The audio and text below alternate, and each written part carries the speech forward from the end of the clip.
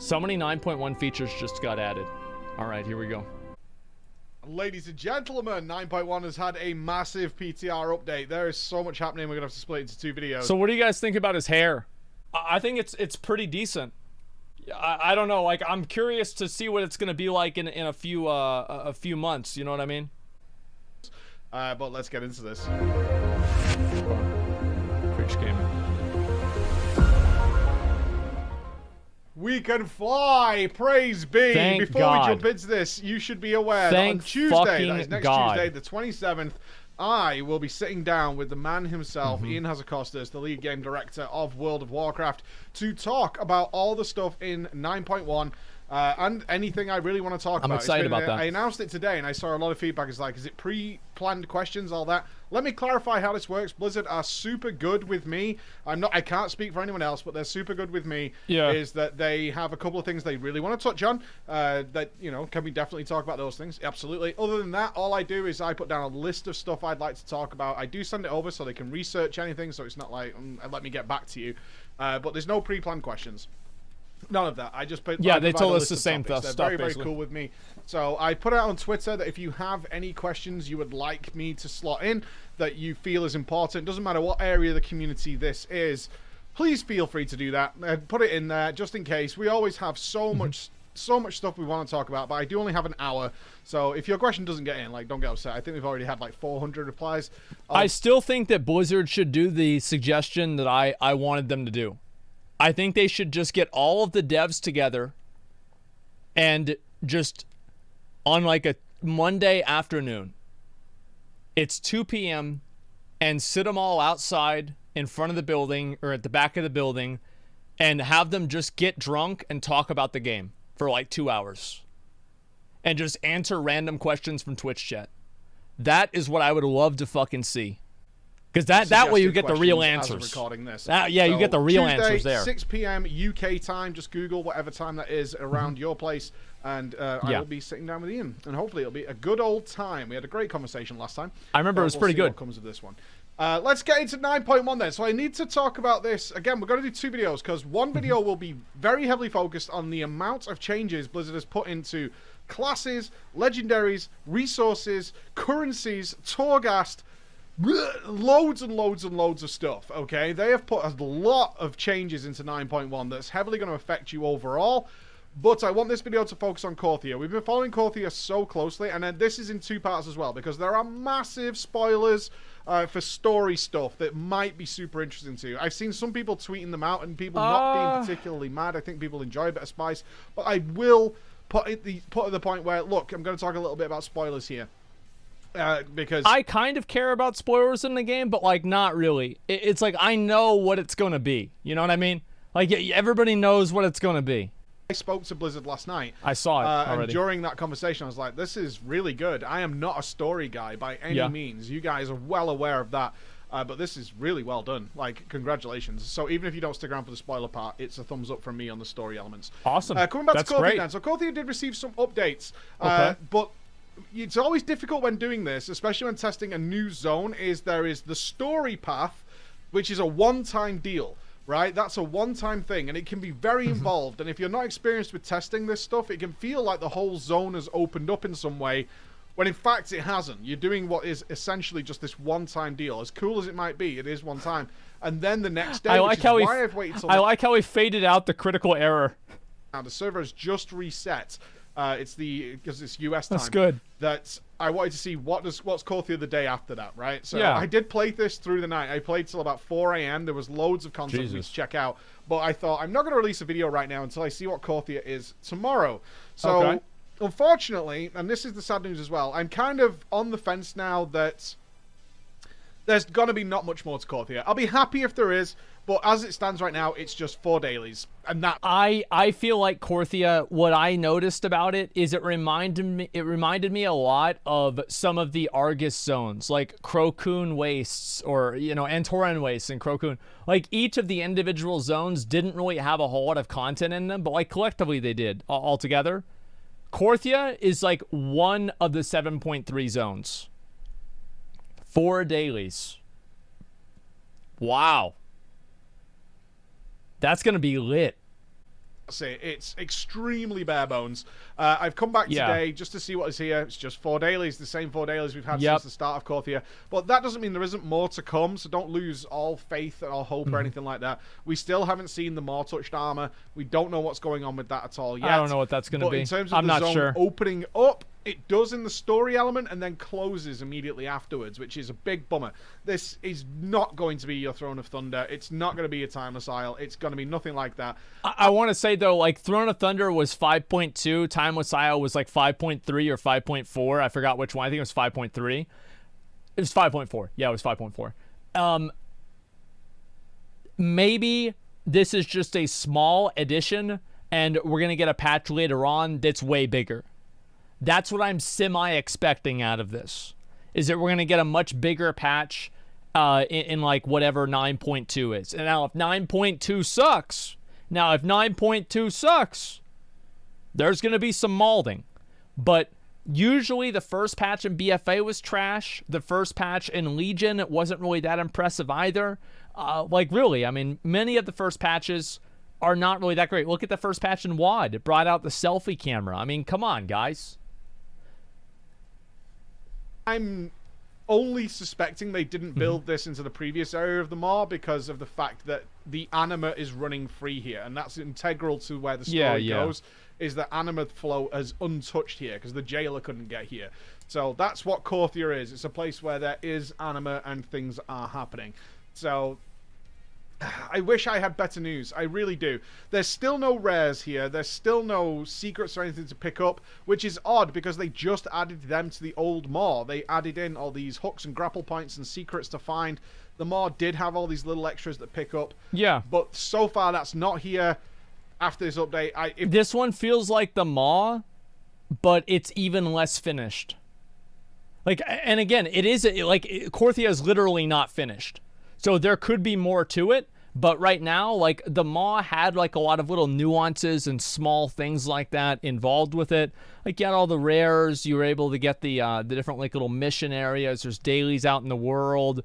Like, the Maw was not completely terrible. You had like little quest items that you would loot from them. Like, there were some good things about the Maw. I think the Maw, the reason why people didn't like it is they couldn't use mounts. Like, that's, in my opinion, the main reason why people didn't like the Maw. And also, they felt like they had to do it. Those two things together, it's a bad time.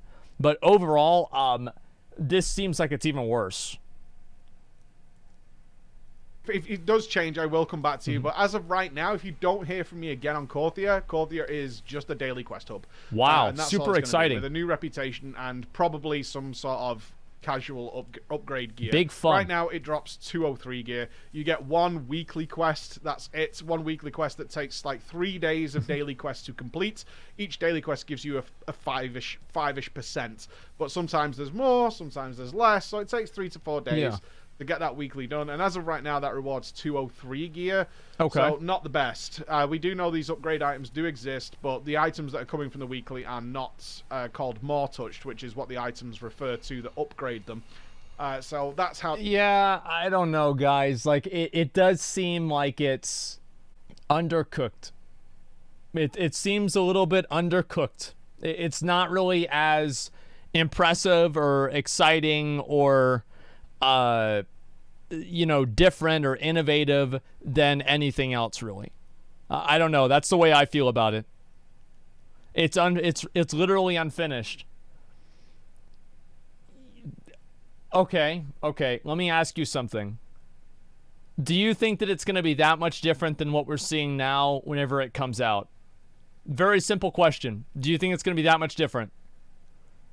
Because I don't think it will be. And I'd like to be wrong about this, but like I've seen these things go on PTR 100 times. Maybe a little bit different, yeah. Maybe a little bit different, but I don't think this is going to be.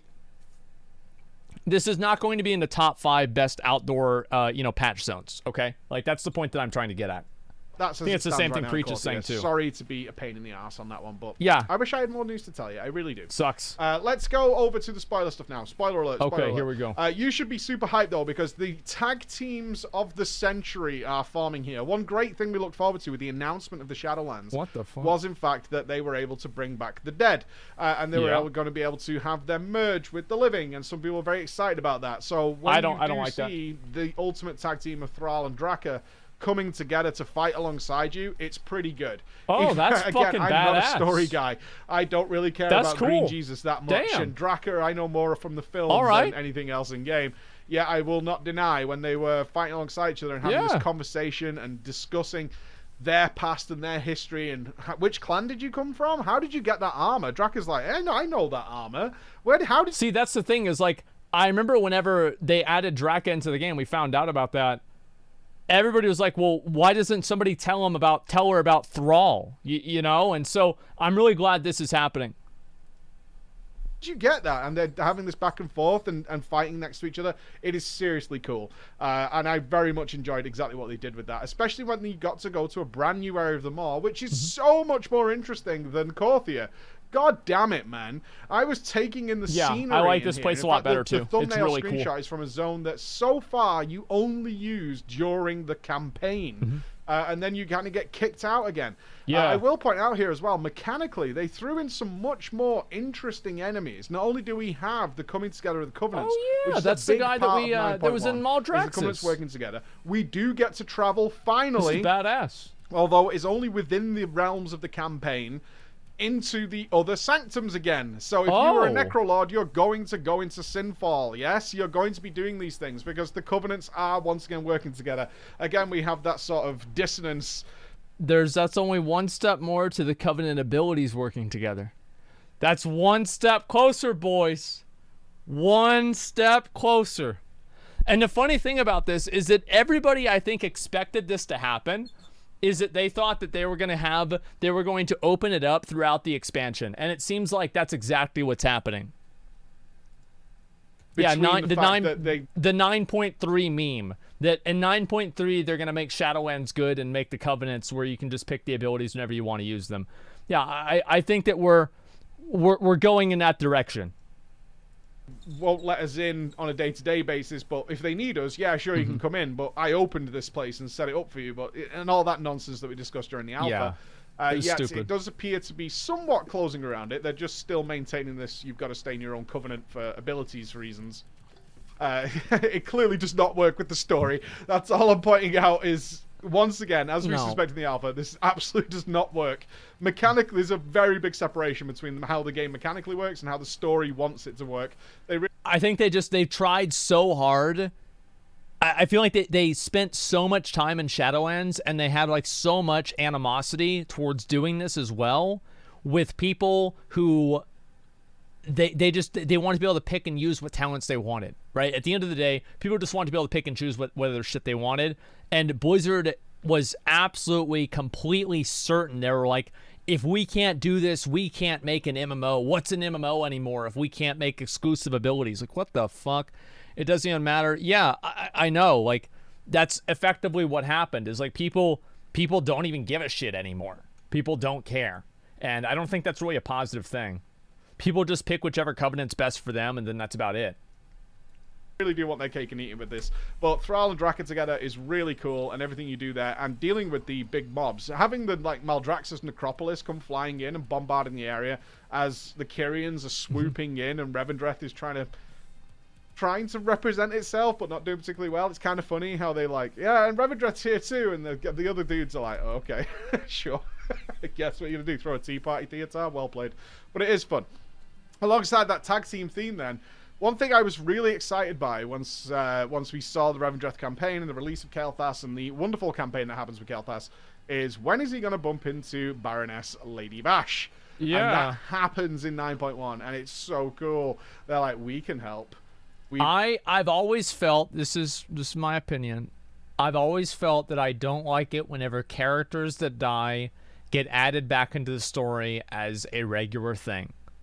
I think that it takes away the impact and permanence of the death. There's less stakes. Yeah, I know why they did it. I think it's like okay a little bit, like, you know, these like little interactions is like, all right, yeah, but like, let's call it what it is. It's fan service. That's really what that's my opinion. I think that it's just fan service. Got history, and this is going to be running alongside the I'm not doing deep spoilers, I'm just kind of teasing you a little bit here with the Dreadlord questline. There's a very extensive Dreadlord campaign that is undergoing in 9.1, and who better to deal with, and I'm going to get the name wrong, Nobble, forgive me, Nethrezim, yeah, than the Lady Dreadlords Bash and Kael'thas as a tag team. The Dreadlords. Seeing them come together and like, hi Kael. And it's actually, the cool thing is Vash is going, I believe you have Kael'thas. We've worked together in the past. We're really good together. It's cool to see flying. And obviously it's such an emergency and such a desperate time that everyone's going, yeah, that's a really good idea. And you as the player are going, that's a terrible idea. Like, do not let this happen. But they do meet up. They do get to tag team together. That's kind of funny. And I hope and pray, even if it's just nostalgia on my part, I hope and I pray that they really carry on that through. Now, let's talk about some really good stuff. The thing with 9.1 is you get all the stuff you're probably really excited about very, very quickly. That's good. Super, super quickly. Flying is like stage 4 of the campaign. So even if they gate it weekly, you're talking like a month after 9.1 launches. How convenient. That's exactly what I said was going to happen. That's exactly what I said was going to happen. Is it was going to be, it's not 1 month. Is it 2 weeks? They say it's 2 to 3 weeks. Okay. I am still skeptical. I don't know if it's going to be changed. Like, I would not be surprised if they make it 5 weeks or 4.5 weeks or something like that. Everybody is saying it's 2 or 3 weeks. I certainly hope you guys are right. Preacher said 4 weeks. It made me worried. That you will get flying. And honestly, it feels good. It does feel good. No, it's not as good as the other expansions where you could fly across the entire land masses and things like that, because obviously the zones are still not connected directly. But it does feel good, especially in Revendreth. Being able to fly, I actually forgot temporarily that I could fly, and I'd learned how to fly. It does open for all your alts, by the way. Once you get one in the book, all your characters can fly. The same as most things now that are account wide, like getting Mythic plus 15 Keystone Master is just account wide for getting the item level upgrades. Same thing here. You get flying very, very early on. There's a big story reveal. Yeah, I'd like to see more things like that be account wide. Like, that's one thing that I want to hear more from Blizzard is account wide, account wide, account wide. That's the main fucking thing. I'm not going to go into because it's not worth me spoiling it for the sake of what I want to discuss. But once you get it, I forgot I had it. I had to travel somewhere. I had to go to Sinfall, actually, and I was like, oh, God, I'm miles away from a flight point. And I was like, I mounted up.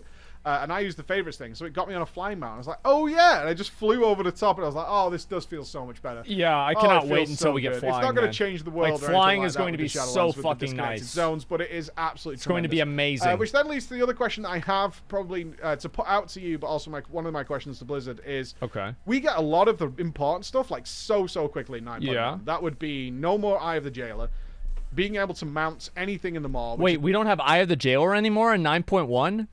Holy shit, thank God. That was so annoying. Like, I kind of liked, in a way, min-maxing it. It was interesting. But the problem is that, like, you would kill normal mobs and it would increase your Eye of the Jailer. And it was like, okay, so you had to, like, stealth around and avoid all of the other mobs. I hated that, man.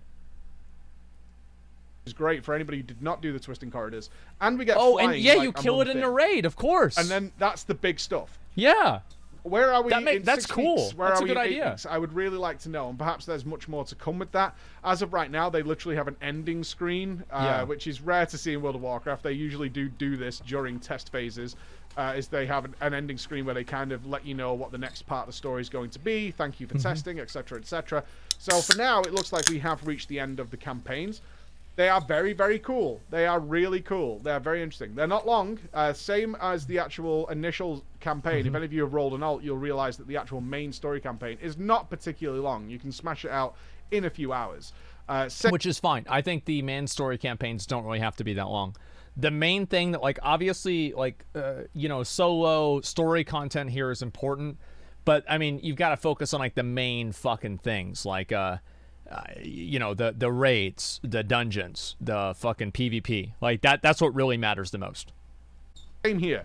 In a few hours, if you wanted to and you'd waited for the time gating to be gone, then it will just be like 3 or 4 hours or something like that. Yeah. The patch launched like 11 p.m. I was done with testing mode things by like 4 and went to bed. Yeah. So that is the situation right now in 9.1. I would stay subscribed. Make sure you pay attention for the next video, which is going to be covering all those other systems that I did not want to put into this video. All right, guys. Thank you so much for listening, and I'll see you again. Bye-bye. Good enough. Decent enough. Warlock and Priest tuning in 9.1. Yeah, I know that everything isn't perfect. I fully understand that. I feel like the hype level for 9.1 is pretty much 0. The New World... Yes, we're going to watch the New World video, okay, guys?